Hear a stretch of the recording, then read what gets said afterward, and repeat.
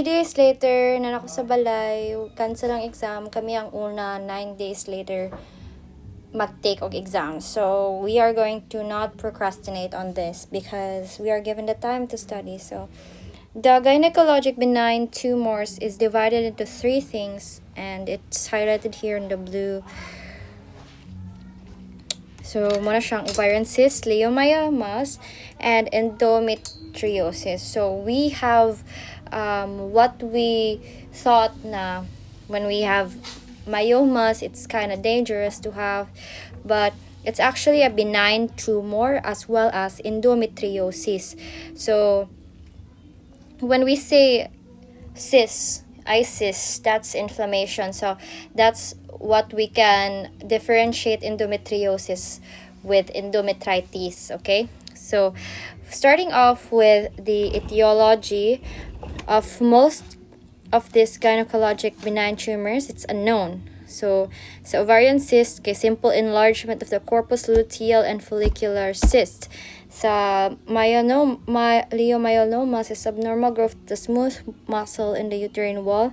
And appearance of this is firm, well circumscribed, so it's circled siya and round and gray-white. While the endometriosis is abnormal proliferation or nagka-proliferate ang endometrium.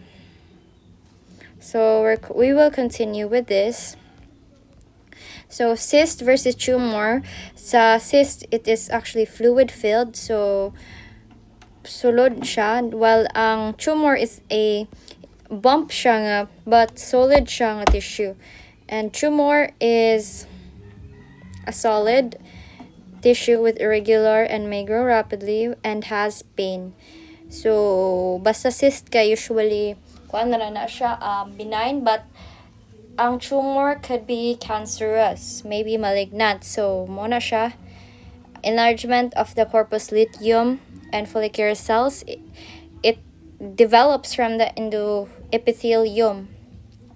Kailangan bag surgery, depende kung naimubuto dayon ma-reabsorbed. So that's dangerous. So depende siya kung kailangan bag surgery. Clinical manifestations. Sa ovarian cyst, may be asymptomatic siya, but you will have lower abdominal and back pain and painful sexual intercourse, abnormal uterine bleeding, palpable ovarian mass, and diri na ta maka-experiences og rebound tenderness when you remove the hand if palpation, ay pa ka maka-feel og ouch. So pangutan-an ka asa ganito dapat ang naay rebound tenderness. Muna siya distinguishing features sa kuan tanan na gynecologic benign tumors, kay ang kanirang ovarian cyst ang naay distinguishing feature nga rebound tenderness. We also have gynecologic benign tumors in which we have leiomyomas, which is an abnormal growth in the smooth muscles of the uterine wall.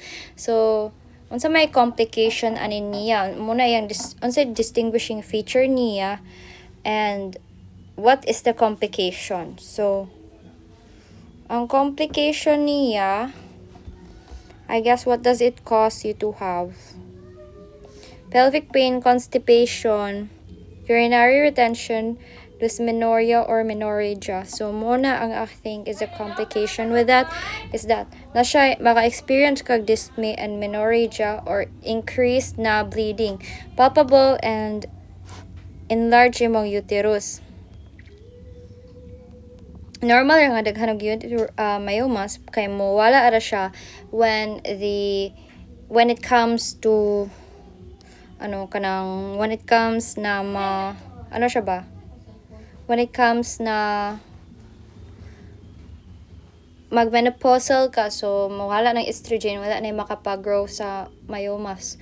So but we have different kinds of uterine myomas. We have pedunculated, intramural, subserosal, and submucosal. So what is the difference between the two?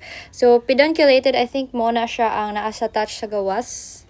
Yes, develops on the stalks attached to the uterus. Intramural,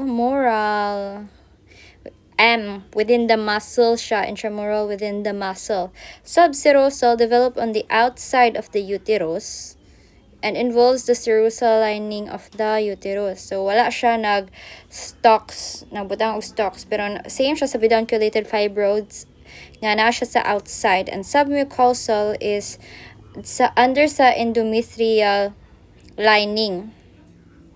So below sa endometrium na ang submucosal. So both intramural sa muscles and submucosal kay na sila sa sulod, while subserous and kay naa siya sa gawas jud sa serosal lining, while ang pedunculated mao ang naay stalks. So mo to palpated nimo kay pagpalpate nimo enlarge imong uterus. Endometriosis kay ning proliferate or nagkaraghan ang endometrium. So ang endometrium lining man gud dira magkuan kanang mag-start og bleeding, di ba? So during menstruation katong mga tissues outside kay will also bleed, causing adhesions or magpilit.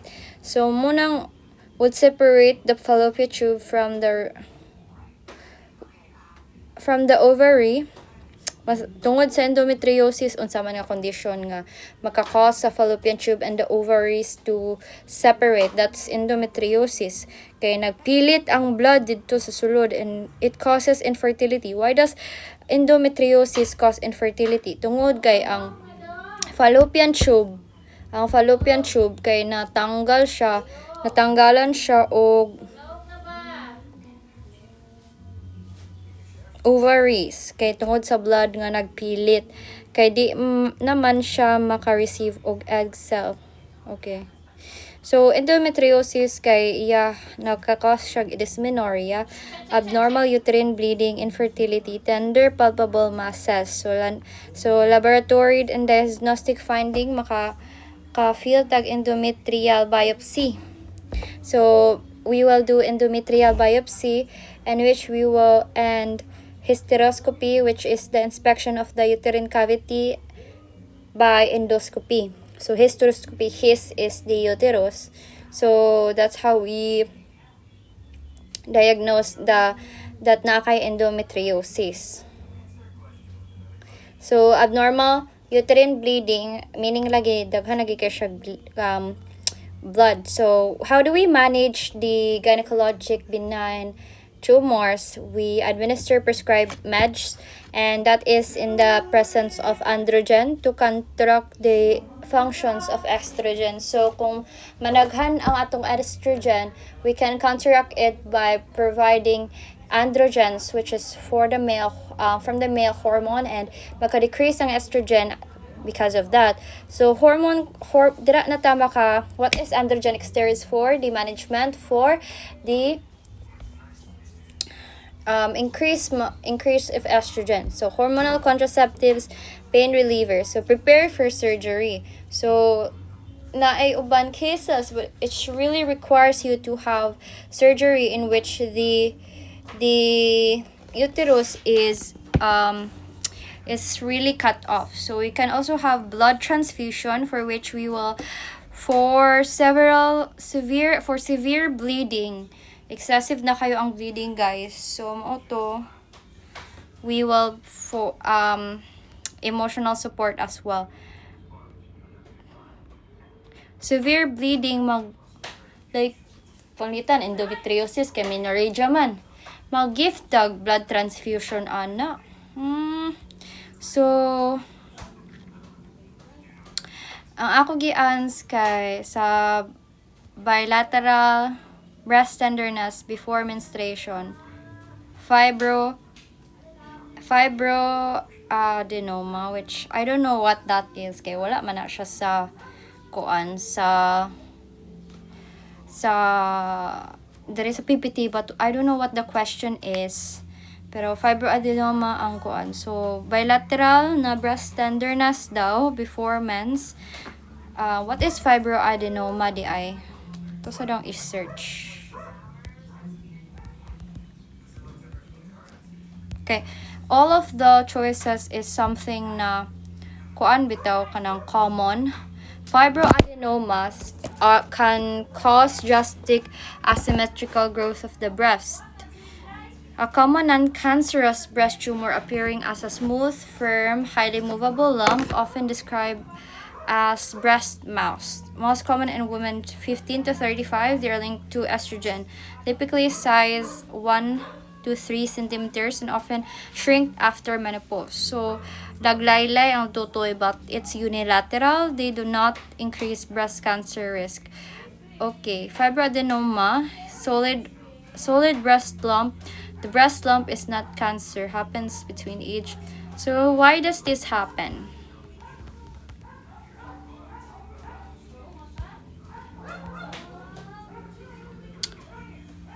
Increase lagi nga kuan estrogen. So sa may purpose tissues with multiple cysts.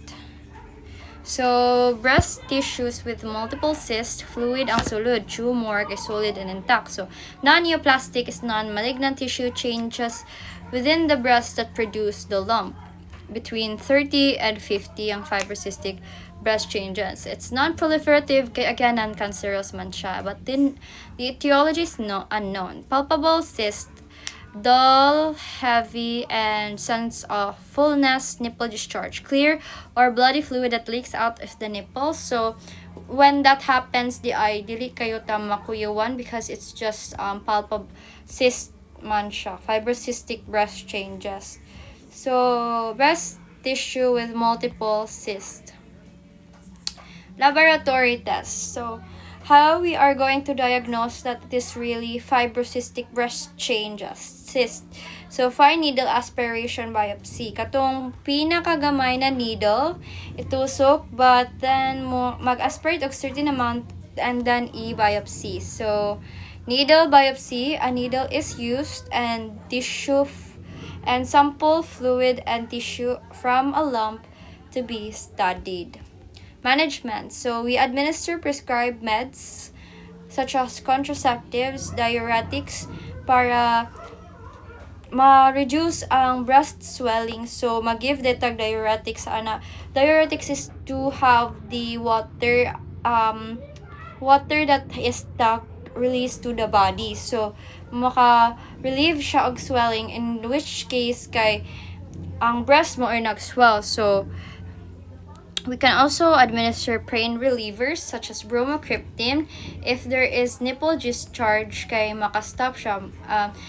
Nipple discharge kay cause man na siya pain. So, again, kano sa ganito mag-breast self-examination 7 days after menstruation. I don't know the reason why, but comment down below if you can find the rationale behind that.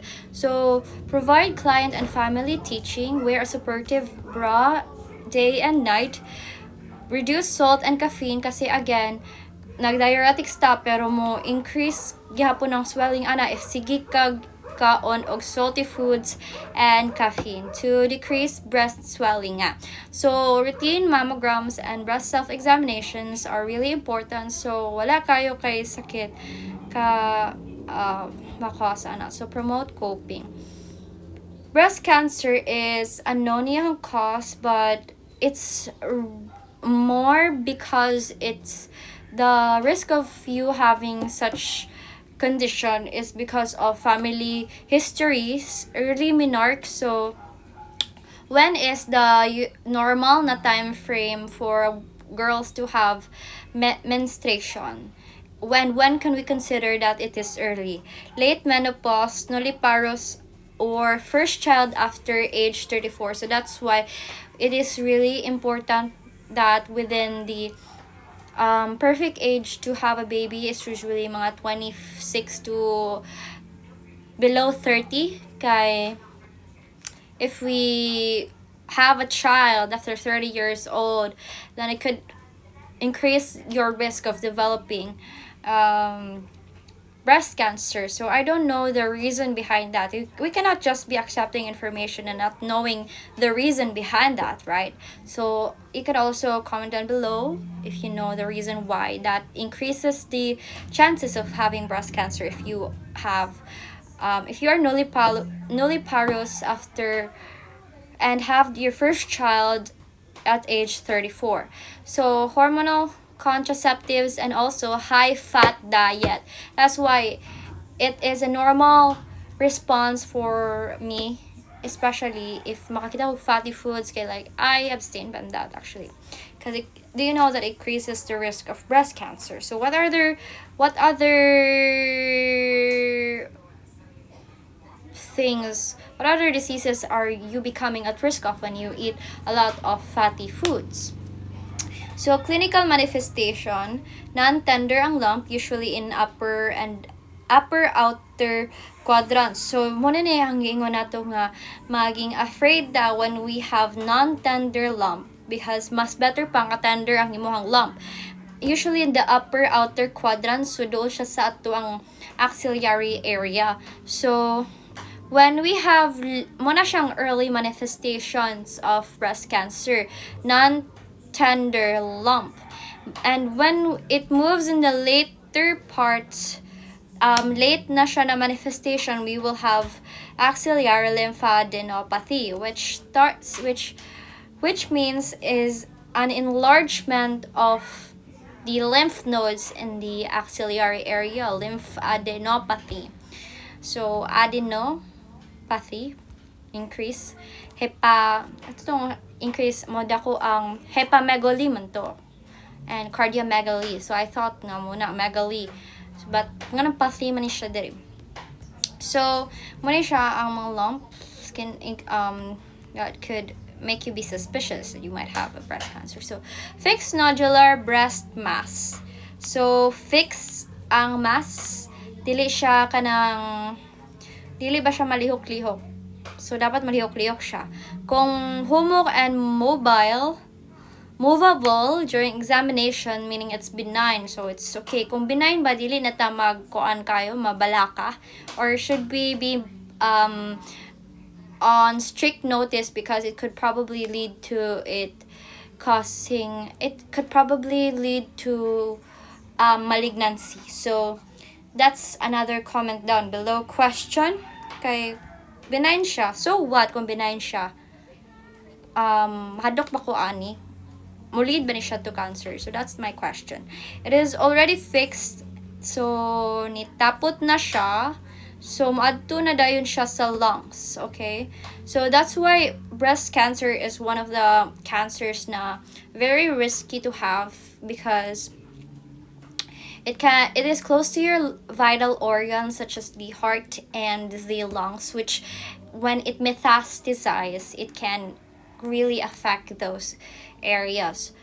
So, dapat ma-detect siya early and ma-solusyonan. So, pain is also a late manifestations of breast cancer.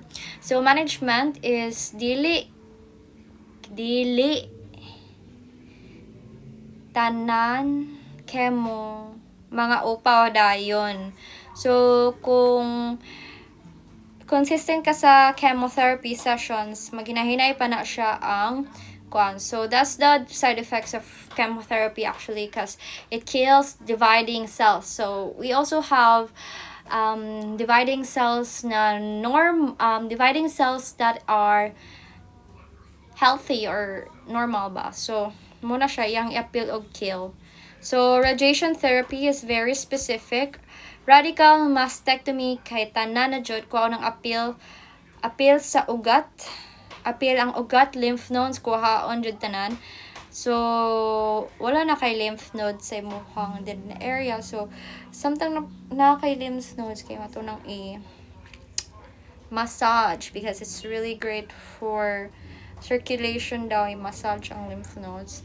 So, I don't know, lymph node is something na when I'm massaging my parents is said to be like may siya tang-tang ng lymph nodes, but like it's not pala the lymph node that is tang-tang, guys, because it's always gonna be there unless you will have mastectomy, diba?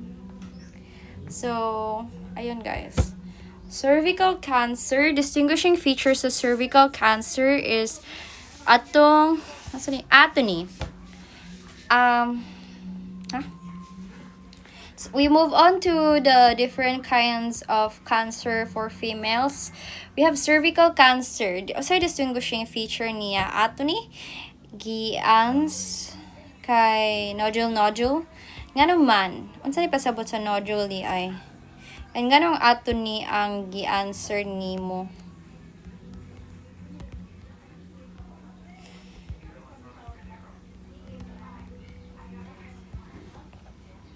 Small swelling or aggregation of cells in the body, especially an abnormal one. A small rounded lump or of matter distinct from its surroundings. A small kanang matter of tissues that is distinct or different from its surroundings. So etiology is also unknown, but the risk factors for you to develop this is multiple among sex partners. So hoes, diba? So at risk sila of at risk sila of cervical cancer. So you should be loyal, everyone, unless you want to have cervical cancer, diba? Yeah. But anyways, early sexual activity also dili na to like we should wait for marriage. That's the reason why as well. We are going to have we're going to be motivated to wait for marriage because of this fact. Early sexual activity can lead to cervical cancer. Viral infections of the cervix like HPV, muna siya ang human papilloma virus, and radiation. Brachytherapy na isulod sa cervix and then mag-provide og radiation, it could lead you to cervical cancer. So ngano man nga naay ato ni ang answer. Abnormal Papa Nicolaus pap smear. So early cervical signs is vaginal discharge, spotting, chronic erosion of the cervix. So say pasabot nga na erosion ang cervix. So stage 3, pagsulod na og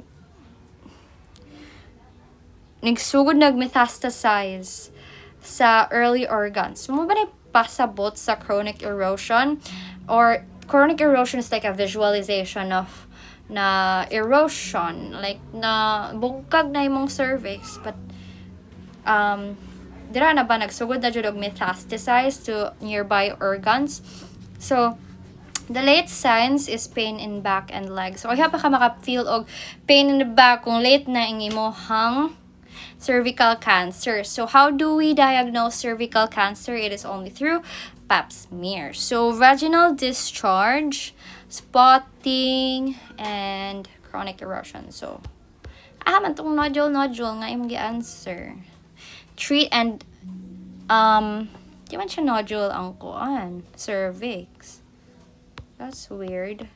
So, treatment for this is radiation implant, chemotherapy, and hysteroscopy. So, radical hysteroscopy is similar to THABSO, and radiation implant is brachytherapy, will secrete radiation to kill cancer cells. So, ovarian cancer, we have risk factors for ovarian cancer. So we have cervical cancers done, ovarian cancers na punta. So sa ovaries ni siya, 'di ba ganina sa endometriosis kay dili siya makakause og infertility kay nagtapot na ang mga blood and causing the fallopian tube in the ovaries to separate. So what's the issue here with ovarian cancer? So same sa cervical cancer, ang history sa breast cancer po sila ba tanan kay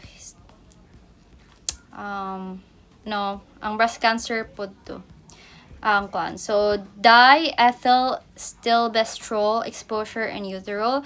So educate nimo ang pregnant woman not to take estrogen, especially during early pregnancy, because it can lead to ovarian cancer sa ibohang baby. Counterpart sa male is testicular cancer. So when we deal with DES, we talk about the gonads sa ovaries and sa testicular cancer. So where do we get DES exposure? So asa man tana makuha? So like it must be somewhere nga products nga dili kay nato klaro kasi who would buy such a thing? Like paborito kog diethyl silbestrol, no? Diba? So dili kayo nato na siya mabuhat. So clinical manifestation, pelvic pain or back ache, which is early signs, and not same sa others nga cancer nga late na ang back pain nimo ma-feel sa kuan, diba, sa cervical cancer. Diri sa ovarian cancer, early nimo siya ma-feel. Irregular ang mong menstruation, premenstrual tension, postmenstrual bleeding, dyspepsia. Say pasabot sa dyspepsia, when we say this is like abnormality na dili nimo siya, inability to. So pepsia is like bowel movement, or unsa maning pepsia, dyspepsia. Okay, let's search.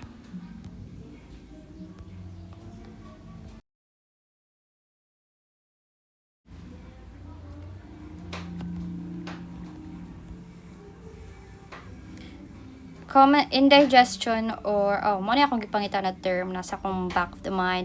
Recurring discomfort of pain in the upper abdomen, including symptoms of bloating, burning, nausea, and early fullness during meals. So breast tenderness, silent and onset niya. So ovarian cancer, one of the things ani niya nga pinakahadlok nga nimuhang kuan kay silent siya, dili siya magsaba-saba.